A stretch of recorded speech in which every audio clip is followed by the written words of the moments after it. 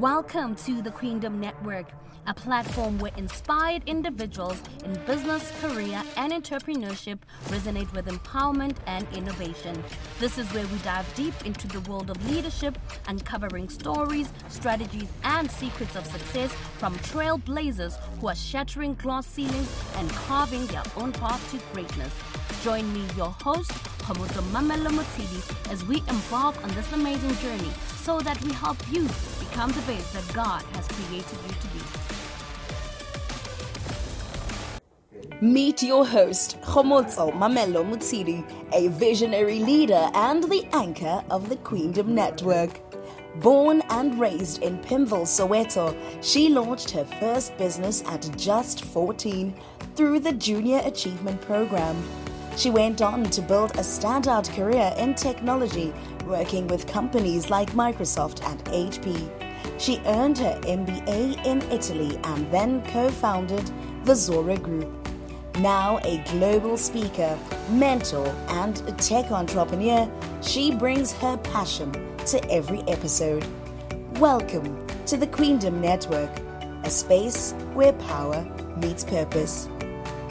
Welcome to the Queendom Network. We are a platform where the voices of women resonate with empowerment, innovation, and inspiration. And as you know, on our show, we bring you nothing but the best. We bring trailblazers, pathfinders, glass ceiling breakers. And today, we've got one of those amazing women in studio with us today. Welcome. And also, please remember to like, subscribe, tell your friends, tell everybody from your church group, your WhatsApp group, ukuthi ngiyahappy at the Queendom Network. So enjoy the ride with us as we have our amazing guest, Dr. Khanyile. Hello. Hi, Khomotso, how are you? I'm very, very good, and you? I'm good. So good to see you. And I know that you said that, oh man, I should have got the memo to wear pink scrubs.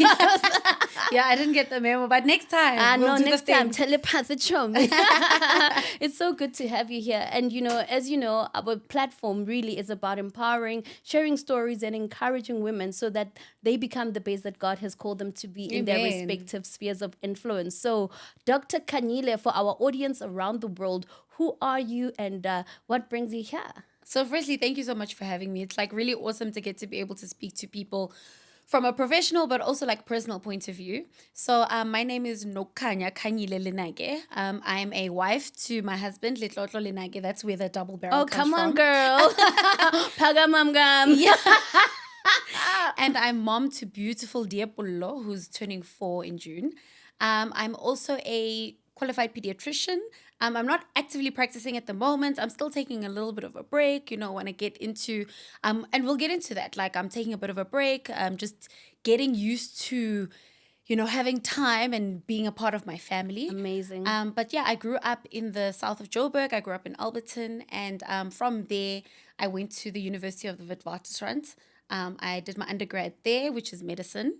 And I then progressed through different hospitals, working towards my qualification now, which I also obtained through WITS. I love it that you mentioned that you're just taking time so that you can just spend it a lot with your family. And that's a thing that as corporate women, we take for granted the beauty of having family. And I've seen you, your beautiful child and your husband, a beautiful family nucleus. And I think before you became your own little mini family, there's a background that you come from. Do you mind just telling us about how you grew up, your background, and how it influenced you to be the person you are today? Yeah, sure. So my mom and my dad are from different parts. So my mom is colored, my dad is a Zulu man. So they got married in 1990 and I was born in 1991. Aww. So we kind of grew up in the south of Joburg as well. I have a younger sister who is 4 years younger than me, and then I have 3 younger brothers. But we are just kind of a really cool family because even though my mom and my dad got divorced when I was in primary school and my dad remarried, it's just so nice because we all kind of understand one another. Everybody's got their own thing going on, but we're still really close and connected.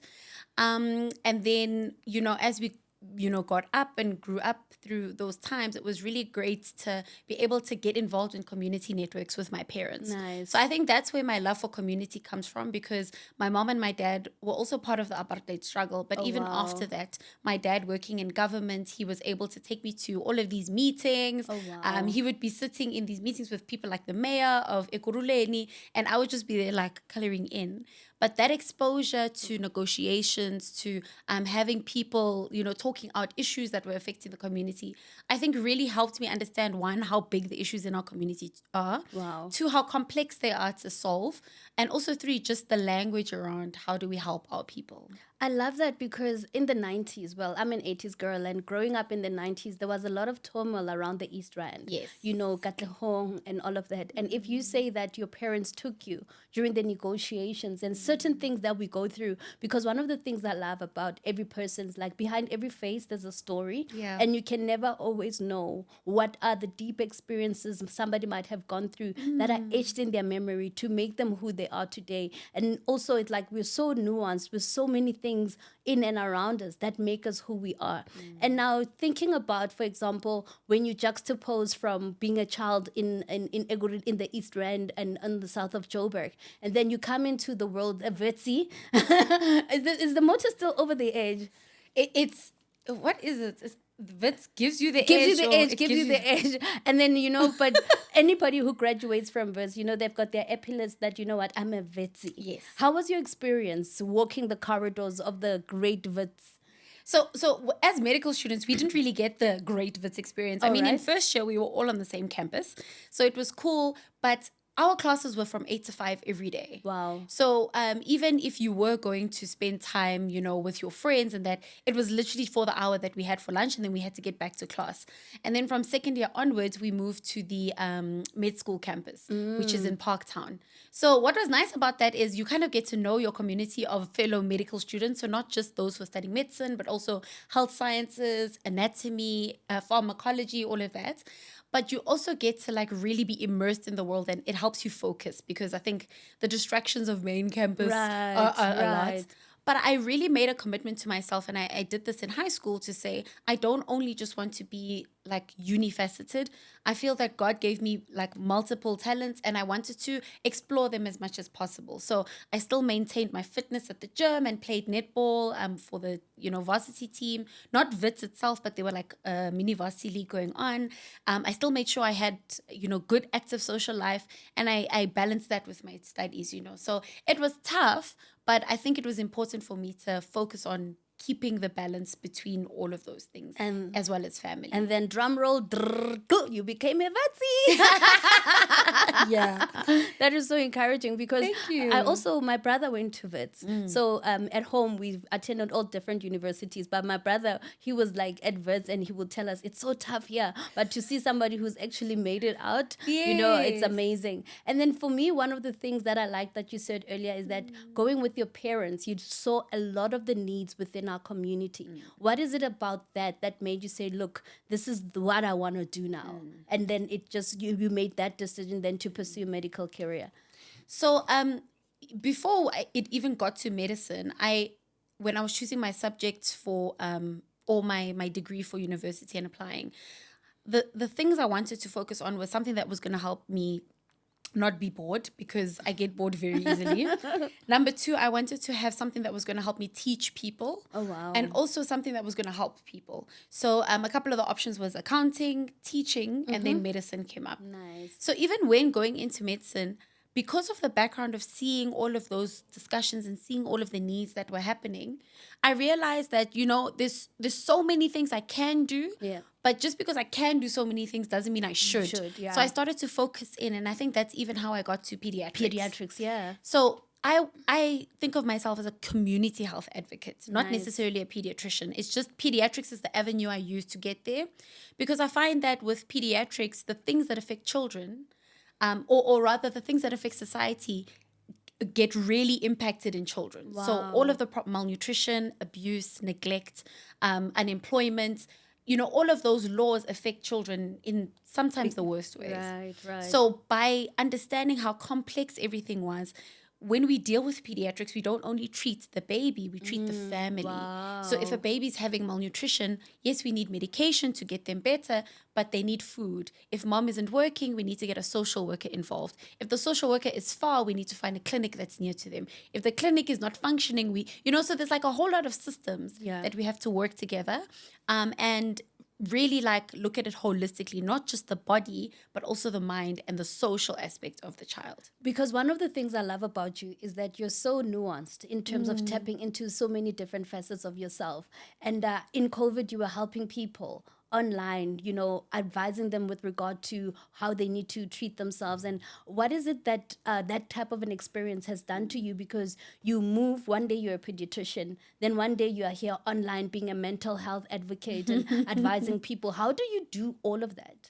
So I think, again, it's always remembering that for me, I'm a community health advocate. So whichever role I need to use to fulfill that inherent need for me to give to my community, that's the hat I put on. So sometimes me helping my community is just taking care of my child. I love it. Sometimes it's just me, supporting my husband in whatever he needs to do. And also, it goes to understanding that if I am putting on my mental matters hat, that inevitably helps improve the health of a mom or a dad, which inevitably helps me as a pediatrician improve the health of the child. So nothing I do is in isolation. It all works together.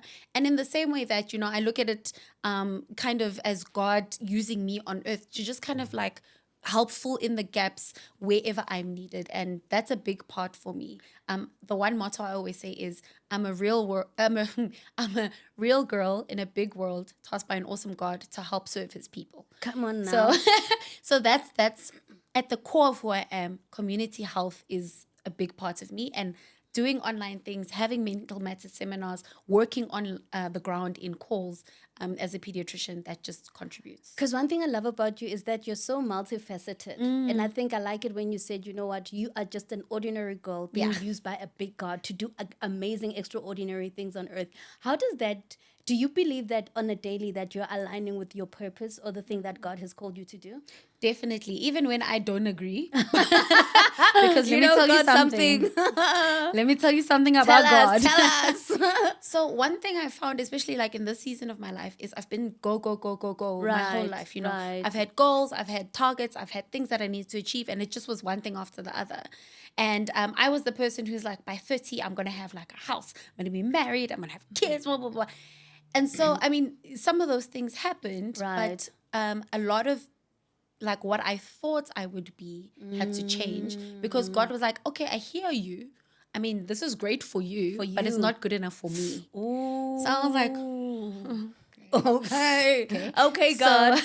So I think in understanding that sometimes the things that we do in our own power is fine, but you're going to get tired. And so you have to tap into the things that God is saying to you. Oh, that's the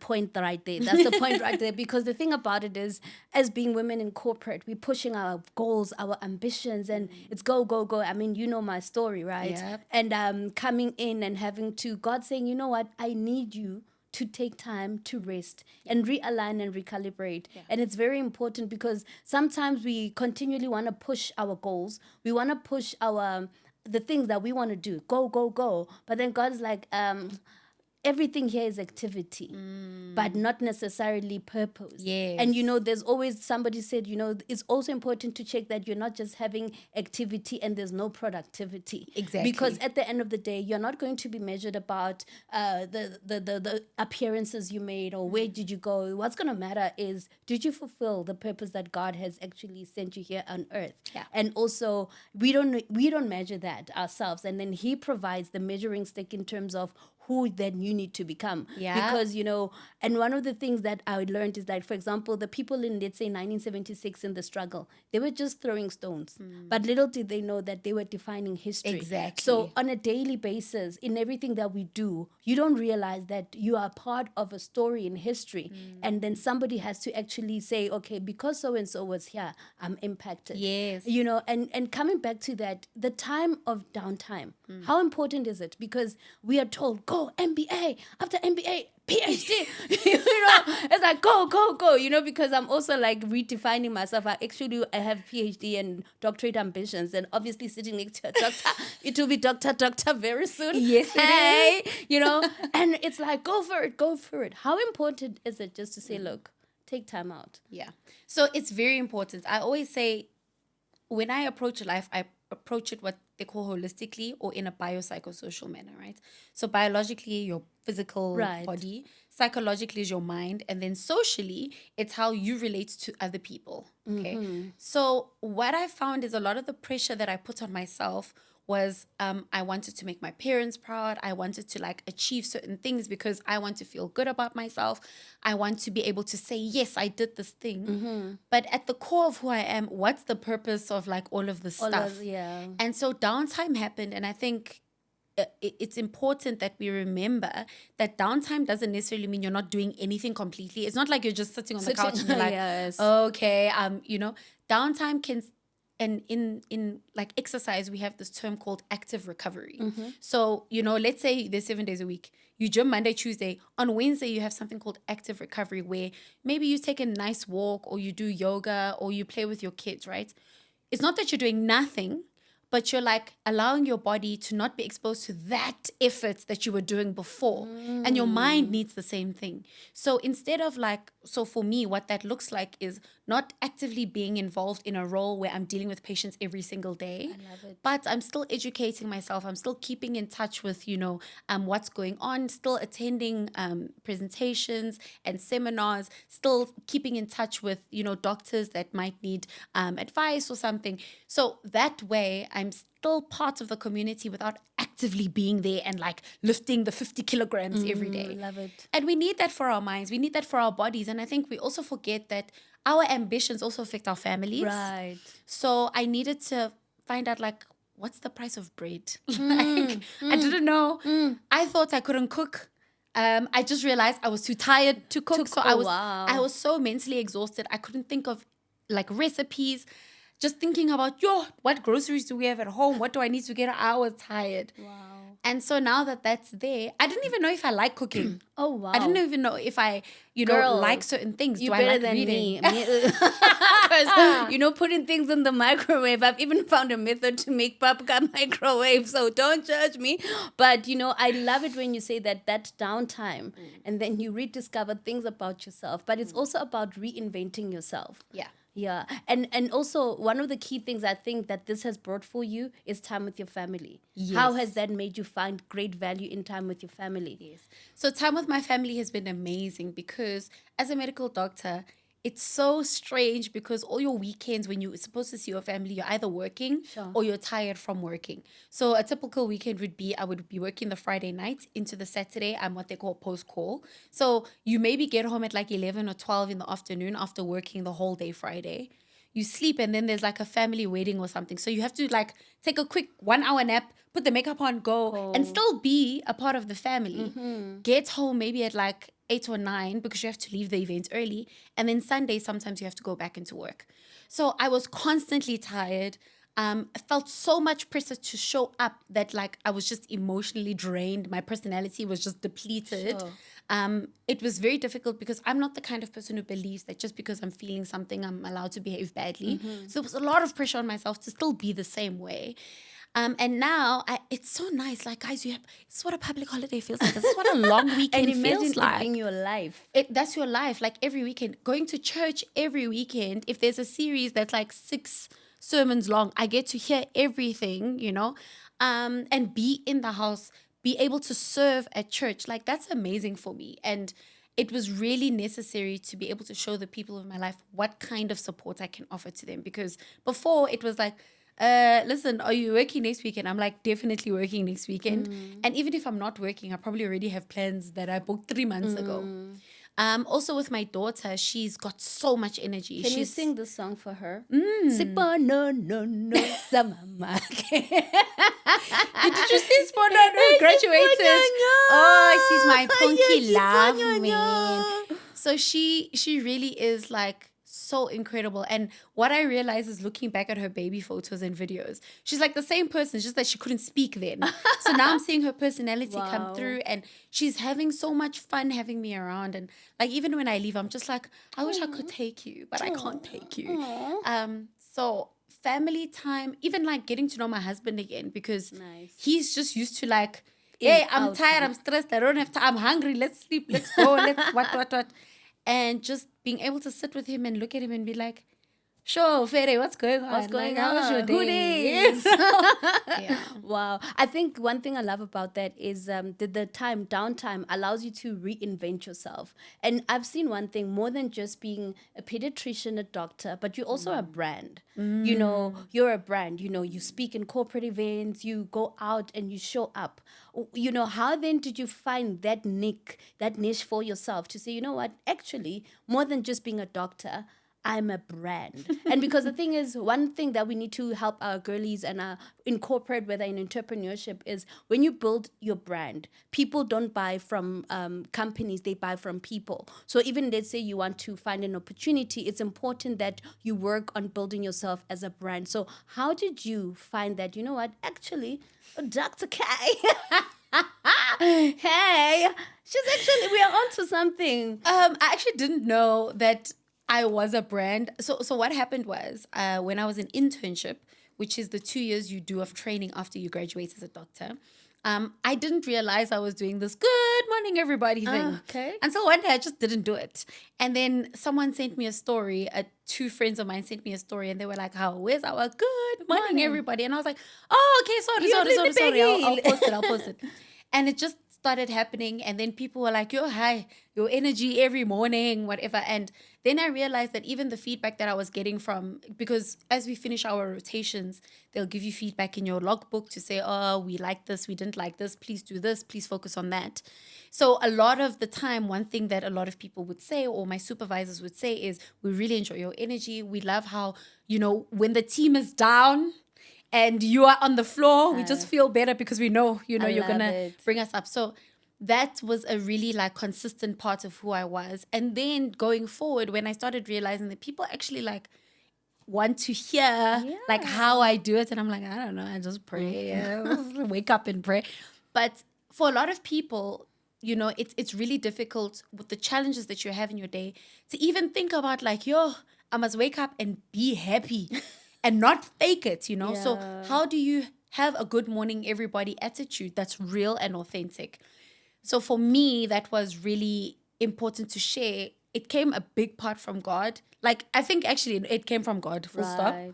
But also it came from an understanding that I can't live out my purpose if I'm rejecting what God has put in me. Wow. So even if I'm having a really tough day, I can be quiet, but I can still be in good spirits. I can still be optimistic. And I can also trust that, at this thing, I worked at Bara. Bara is Bara. It's very busy. But I can handle anything. If you put me in any clinical situation, I'll be able to handle it. I can, make multiple decisions. I can manage multiple people below me because of that environment. When I was in it, it wasn't so romantic. No, darling. Now that you're talking about it, sounds romantic. But when you had to live it, it was something else. And I mean, we're talking about 2 o'clock, 3 o'clock in the morning. You have to be as on, as awake as you were at 8 o'clock that morning, So when you understand that there's certain characteristics that are in you that just are who you are, you can work your brand around that. So for me, a big thing is just positivity. And someone said such a nice word to me. They were like, you're effervescent. Absolutely. So they're like, you're effervescent. And I feel like that's how I want people to feel when I walk into a room. But also authenticity. I don't align with brands that, one, I don't use, or two, even if it's not necessarily a brand that I would use, it's one that I wouldn't recommend. And that's very rare that I wouldn't use a brand myself. And I've said no to things that could have potentially worked because I'm just like, I can't talk about it unless I use it. And I'm a long-term girly. So there's a couple of brands that I work with that are long-term. And I like to build relationships that way because that makes more sense for me. We should be friends. If I can't invite you as my brand partner to a lunch, why are we working together? If I can't say, oh, this product must be used by, even my daughter one day, as she grows up, I don't think that those are alignments I need to make. But also, I also understand when it comes to a brand, you're talking about a brand, who are the people that I would want to identify with me? I think it's difficult because nowadays people want to identify with everyone. And I think it's okay if some people don't. If you understand that, for you would like to really speak to people who love God. Right. If you want to speak to people who are hungry to grow in the corporate world. If you want to speak to people who are really focused on making a holistic life. That's also okay. It's not to say that you don't care about other people, but that's where your niche is. Right. And it's very important to have that idea so that you don't get confused in the hype, because the world will take you everywhere, but focus on where God is taking you. You know, when you say that, our business coach said this for us. I mean, we were trying to get new people, new team members on board. And then she was listening to us give feedback, and she says, I hear you, but is this person for you? Yes. Because somebody can have the right skill, they can have the right competence, they can have it like going on. But are they for you? Exactly. And I think we take for granted that for you part. So every time I engage with anyone or sit or anything, I'm always like, this is fantastic, but are they for you? Yeah. And because the thing is, once something is for you, you actually just flow naturally with it. You get on with it. But if it's not for you, utlobona man, it's like difficult to even Exactly. engage or even to have, let's say, synergies with that individual or even a company. So one of the things that we do in our business is we've got the 21 commandments, and it's literally thou shalt not. And we write down, we shall not do business with people who are like this. And we do that with our team when we do, let's say, onboarding, and we say, this is who we stand for, so that when somebody goes outside and they represent our brand, then they know, okay, already, because this person falls under the thou shalt. Yeah. And then they know that, okay, we're not gonna engage with them. But one of the other things that you mentioned is uzwako para. Right? And we know Bara, and must give it credit because it is the biggest hospital in the Southern Hemisphere. But today there's some doctors sitting out there and they're like, look, I want the opportunity to do my 2 years. And we are in an environment whereby they are not finding that particular opportunity. What would be your word of encouragement to them at this current moment? So just to clarify, there are enough training posts for interns and community service doctors because they need supervision. The issue is all of the funding is going away from the guys who are after that step. So what they call independent medical practitioners or junior doctors, right? So what happens is when you graduate, you have 2 years of internship. So you are supervised by various doctors in different rotations. So you go to all the specialties, obs and gynae, medicine, surgery, etc. And then you move on to community service. So community service is a year because a lot of for a South African student who's born here, your fees are subsidized by the government. Okay. So what you find is that community service here kind of assists the government, with doctors. Sometimes you get placed in rural areas, it's actually not as scary as people think it is. It's quite a nice experience from the friends of mine who've worked in really rural areas because the communities are so close. So everybody really knows each other. But then you get that junior doctor here where you're called a medical officer if you work in state or an independent medical practitioner. So it's tricky because I think I always had the understanding that I was always going to work for myself at some point if I wasn't going to specialize. So even from the beginning when I started with my internship, I was fortunate that I was in the position where I could save. I didn't have a lot of expenses in terms of, because I know, black tax is a big thing. Some people are the first doctors in their families to ever graduate, or the only person maybe who's working and they need to send money back home. But I was in the fortunate position where I could save. So there's always the balance between, does the government owe us jobs or is it for us to work? And I think it's a combination of both, right?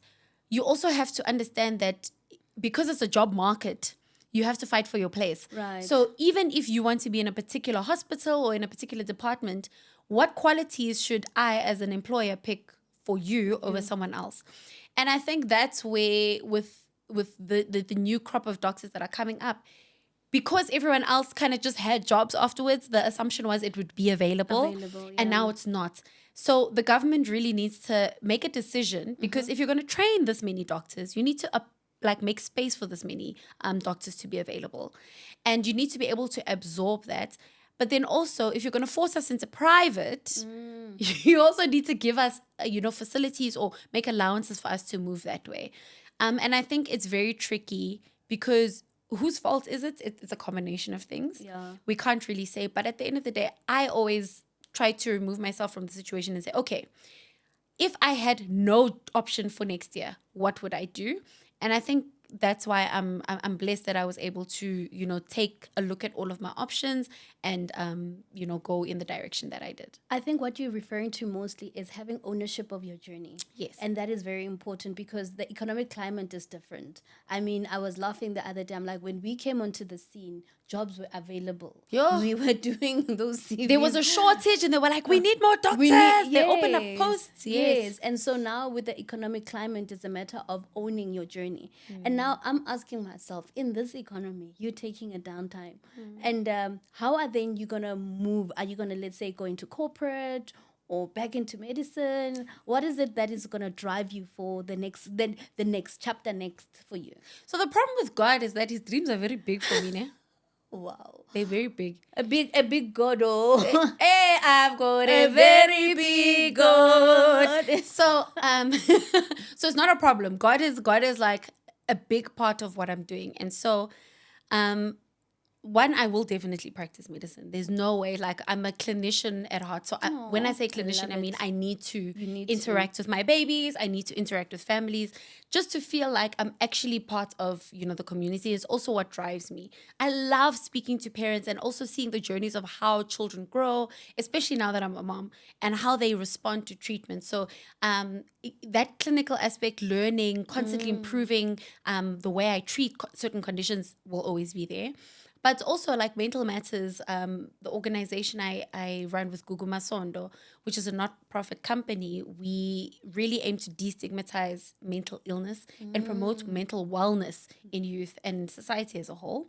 And so we are planning a lot of seminars. So we have one coming up in June as well that's going to be talking to parenting. You heard it first. So we're going to be speaking about parenting, but also the rest of our seminars throughout the year that really helps give people tools, because I feel like it's easy for you to Google certain definitions of mental illnesses and you can like search, okay, where can I get help? But like, what does that look like? Okay, after I wake up and I go to my therapist, when I have to take the medication, how do I set reminders for myself? If we're talking to parenting, like I'm on a journey where I don't want to have kids, but everybody's asking me, how do I politely say, listen, I don't want to? How do I hold boundaries with family members that are invasive about my journey? Even if it is something I want, like, hold back. Yeah. So what does that conversation actually look like? What are the tools you can use to improve your mental health? Not just in parenting, like the seminar in June, but even all the other topics we've had.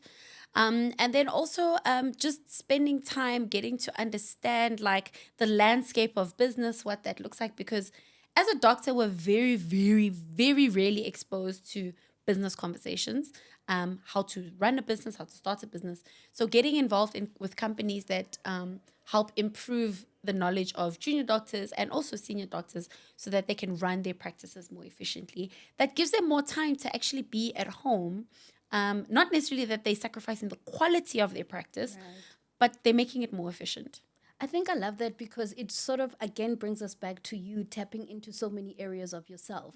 Now the entrepreneur is coming out, driving seminars and driving the conversation of mental health.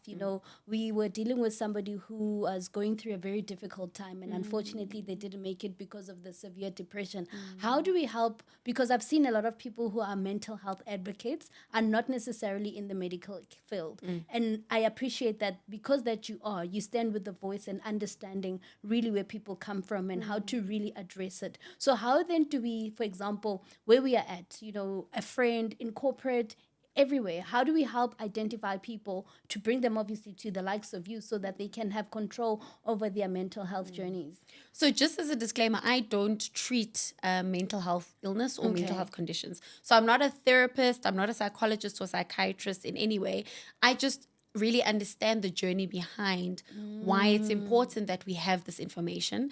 So I like to put people in contact with those resources. So if you've come to a Mental Matters event or even if you email me, then you'll be able to get, direction that way. Even the South African Depression and Anxiety Group, they have a lot of resources available. But what I find is, especially when you're wanting to help someone with mental health challenges, is you need to know your own boundaries. And what I mean by that is if someone has to pick up the phone and say, I'm about to kill myself now, you need to know already while you're in a calm state what you are willing to do and what you're not willing to do. So are you willing to drop everything you're doing at that point and drive to them to where they are? because I, for one, am a woman in South Africa. I've got a child. I can't just leave where I am to go to you. It could be dark. It could be the middle of the night. So then you need to understand what are the systems you need to set up around that person. Would you know if there's an emergency number you need to call? Is there a family member that's maybe closer to them that can help get to them earlier? Or is there, a psychologist or psychiatrist whose contact details you have that you can say, listen, there's an emergency, this person needs you. The other thing is is that something you even want to support someone with? So does someone who's living with a mental health challenge know that you are that person to call? Because it's also very emotionally draining to be that person. You can maybe help them. And I mean, you don't have to completely let them go. Let's say they need to go to appointments and they're finding it difficult to keep them up. You could even remind them and be like, hey, by the way, tomorrow after your appointment, you want to go for coffee. Right. But the coffee comes with the appointment. Okay. I haven't gone there. Or do you want me to take you? I can wait for you. I've got nothing to do tomorrow. I can help you out there. Do you want to debrief? It really helps to have someone who holds you accountable, but not necessarily saying, hey, Sissy, your appointment is tomorrow. What do you, things like that. I think the other thing is also for yourself to know, especially when you've had trauma with it previously, if someone brings it up to you, what your response would be. Sure. So all those kinds of things start even before you identify people in your life that would have an issue like this. And then now when you start seeing symptoms, mood symptoms, suicidal ideation, so either talking about it or, actively planning, kinds of things like that. It's going into say, okay, what are the resources available? So South African Depression and Anxiety Group is there. There's lots of, if you just look for psychologist DME, you'll be able to find one and they'll be able to help you. If you don't have medical aid, there are psychologists that are at clinics or community health centers that you can reach out to and they can really help you. And sometimes you just need someone to talk to. I also find that the church is amazing. The counseling services at the church are also in line with my values. So they must be in line with your values. So they're in line with my values. So they're able to give me solutions and also practical things I can do to improve my mental health in that moment in a godly way that I align with. I love that. And I think this is just an opportunity that to encourage you that to look out for the events. Yes. Just follow her on social media and make sure that you attend the events and really become empowered, because I believe that it will be a great platform for you that you get to know in terms of how to engage and deal with issues around mental health. Yeah. And now as we're about to land this plane. Already? I know, right? Time.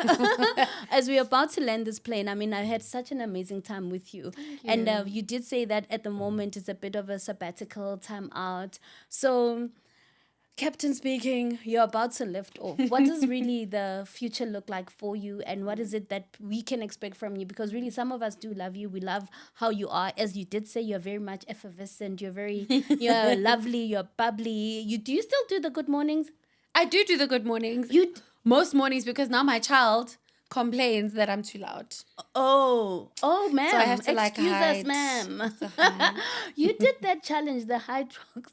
High rocks. I did high rocks. Oh, I did high rocks. I looked at you and I was like, I want to go with my friend. I'm like, girl, you ain't fit enough. No, you know what I love about high rocks, right? Yeah.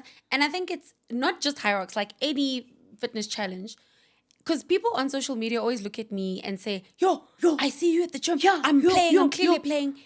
And I remember in January 2024, so in December 2023, I had pulled a muscle in my back because there was a lot of stress I was going through. So in January, I was gymming. I wasn't able to lift any weights. I wasn't allowed to run.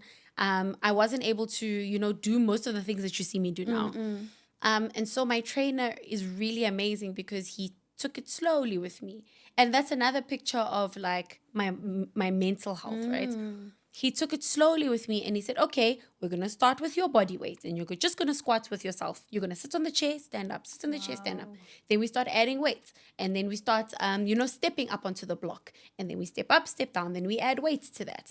And then from there, we move on to jumping onto a small step. And then when my back got stronger and it builds on and it builds on. And it's kind of like, I always say, the picture of my trainer is kind of the picture of God I have in my mind.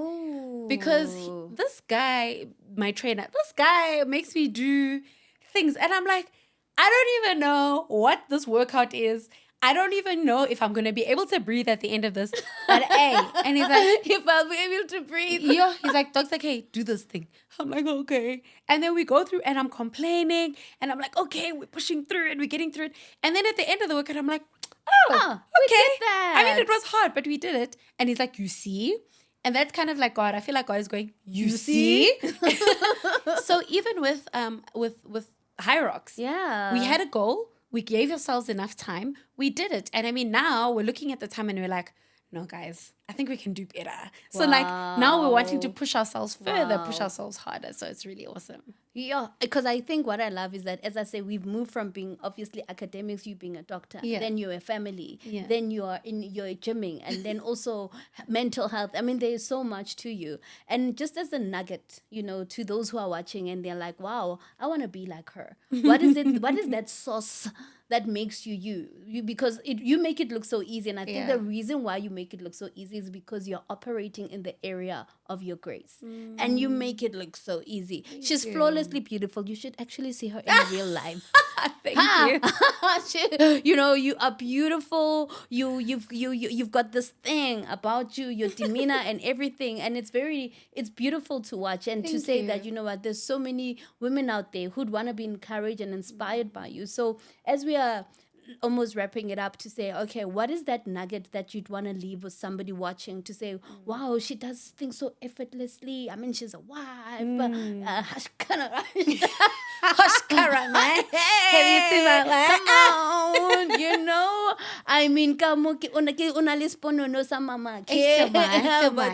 and then, here you are, then going to corporate and everything. I mean, that's a lot, So what is it that you can encourage somebody if I'm like, wow, I like her, I want to be like her? What is it that sauce that makes you? So, firstly, thank you. But please don't be like me. Why? Because I think being like me requires a different calling, right? So the calling on my life I received, and it was the verse that we read on my wedding day was from Matthew, where God is speaking, Jesus is speaking, and he says, you are the salt of the earth, you are the light of the world, right? If a salt loses its saltiness, like it's just dust, and if a lighthouse is on a hill, it should be there to shine. It doesn't have to make any noise. It doesn't say much. It just is what it is. And if a lighthouse stops working, so many things around it depend on that lighthouse shining, So I always look at it that way, that the reason I am salty and the reason I am light is because God made me that way. Some people will be offended by you because it's just like, oh, hi, bright. You're so bright and you're too salty and whatever. But that doesn't mean that you must lose your saltiness to allow other people to be in your life. I think we must remember always, always, always that this life that we're living is very short. But everything you do in this life sets you up for eternity. So when you understand that, you can realize that as long as I'm living out the fruit of my spirit, as long as I'm fulfilling the call that God has on my life, no matter what that looks like, it could literally be just you raising your child to be the best person that they could be. Beautiful. Right? Because you don't know what your child is going to do one day, and you don't know how much you listening to them read could potentially lead them to becoming a public speaker. You don't know how you encouraging them to kick that ball could lead them to be a world star soccer player or whatever, right?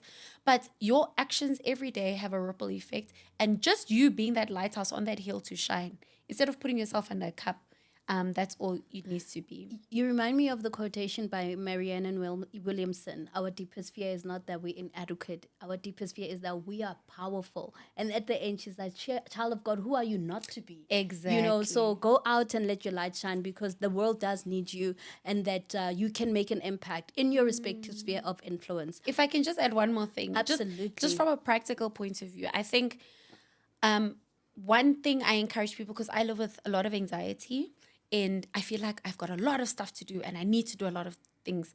I have this thing called a brain dump. So a brain dump is basically a piece of paper I write every morning, and I just write like all the stuff that I have to do that day. Send this email, pay this person, pray, cook breakfast, get groceries, whatever on that paper. And then once it's out of my mind, I pray, I read my devotions, and I say, okay, God, I thank him for the day, and I thank him for whatever it is that I've got to do that day, because at least I get to do those things, And then I pray about whatever I have to do, and then, we're good to go. Wow. And then I take that stuff in the brain dump and I organize it. Because I find that the reason we have so much anxiety in our lives and the reason we feel like, I want to be like this person, Mara, how does this person do this thing? Yeah. It's because we don't know what it looks like from our heads to, reality. So then I organize that piece of paper, and then that kind of gives me like the plan for the day. And it gives me less anxiety because then I know, okay, I can actually do this. So it. brain dump is like my power tool to love get it. things done. And just honestly, just trust in God. Take little steps every single day. You don't have to write the whole book. You can literally just write one sentence. You don't have to do the whole presentation. You can literally just do one sentence on one slide and it will flow. Oh, wow. That was amazing. That was amazing. I'm going to give you a round of applause. Thank you. We had such an amazing time. And as I said, you are just amazing and so beautiful. So Thank to you. our viewers, thank you so much, Dr. Khanyile. And Khanyile. to our viewers, thank you so much for tuning in. And I hope that you were inspired by her story and really who she is and how she's literally turned her life around, tapping into different facets of her to become the best that God has called her to be. I'm Khomotso Mamelo Mutsidi. Remember to like, subscribe, and tell your friends, Babi is the bonke, to follow the Queendom Network, a platform where we empower women and drive them to become the best that God has called them to be. Our verse for the week is Deuteronomy 8:18. Remember thee, the Lord your God, for it is he that gives you the ability to get wealth. As you are going out and making sure that you want to build a legacy and obtain wealth, remember that it is God who will give you the power. People are seeking different powers to get wealth, but the power that's bigger than any other power is that comes from God, and he will give you the ability to get wealth and establish a lasting legacy. God bless.